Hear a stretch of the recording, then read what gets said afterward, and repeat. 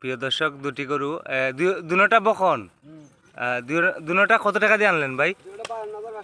52,500 টাকা দিয়ে আনলেন। কোথা থেকে? ফাইলগাঁও থেকে। আচ্ছা, দুনোটা আপনি বিক্রি করবেন? কিছু লাভ পাইলে বিক্রি করবেন? 2,000 পাইলে দিয়ে দিবেন, মানে 52,500 টাকা হইলে 55,000 টাকা হইলে দিয়ে দিবেন। মোবাইল নাম্বার বলেন। মোবাইল নাম্বার না দিলে।